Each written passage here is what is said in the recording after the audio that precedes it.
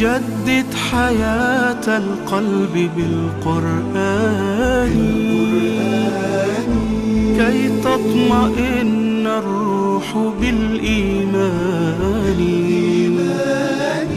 واتلوه بالآناء. Ассаляму алейкум ва рахматуллах. Дорогие братья, в прошлых сериях мы рассмотрели, как незамедлительно сподвижники исполняли волю Всевышнего Аллаха, что было подобно нажатию на кнопку. Некоторым кажется, что это трудно и требуется какое-то время для того, чтобы привыкнуть к исполнению обязательств или избавиться от грехов. На самом же деле, братья, время может понадобиться лишь для построения веры в сердце. А когда утвердится вера в сердце, то и покорность, которая проявляется на конечностях, проявится очень быстро, подобно скорости исполнения приказа солдатам на поле боя. Подчинение, которое мы видим, является плодом глубоких корней веры в душе. Рост этих корней может занять некоторое время. Ответ сподвижников на веление Господа был незамедлительным лишь потому, что их вера была очень глубока в их сердцах, подобно корням, глубоко ушедшим в землю. Если ты хочешь незамедлительного ответа от себя или от тех, кого ты призываешь к повиновению Аллаху, то обрати внимание на корни. Позаботься об укреплении веры. Сегодня мы видим другой пример проявления глубокой веры в людях. Бухари передал, что Макль ибн Ясар, да будет доволен им Аллах, женил свою сестру, а потом муж развел ее. Когда же истек срок идды, этот мужчина пришел и предложил жениться на ней снова. Я хочу, чтобы ты представил себе чувство Макль ибн Ясара. Он выдал замуж свою сестру, пригласил людей на свадьбу, принимал поздравления, а затем муж развел ее.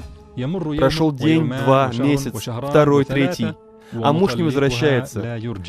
Макль и его сестра в этот период были на нервах, удрученные безразличием его бывшего мужа. Затем ее муж приходит, чтобы засватать ее.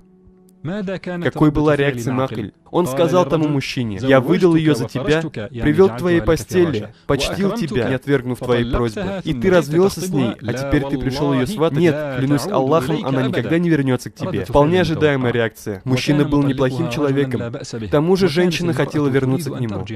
Милостивый Аллах знал об их обоюдном желании и ниспослал следующее. Если вы развелись с вашими женами, и они выждали положенный им срок, то не мешайте им выходить замуж за своих прежних мужей, если они договорились друг с другом по-доброму. Таково назидание тому из вас, кто верует в Аллаха и в последний день. Так будет лучше и чище для вас. Аллах знает, а вы не знаете. Как же поступил Макль ибн Ясар, услышав этот аят? Он сказал: «Теперь я сделаю это, о посланник Аллаха». Передатчик сказал: «Он оставил свой гнев, всецело покорившись повелению Аллаха, совершенное послушание, и он выдал сестру за этого человека». В другом риваяте Бухари вывел, что Макль ибн Ясар сказал: «Унижено мое самолюбие перед приказом моего Господа».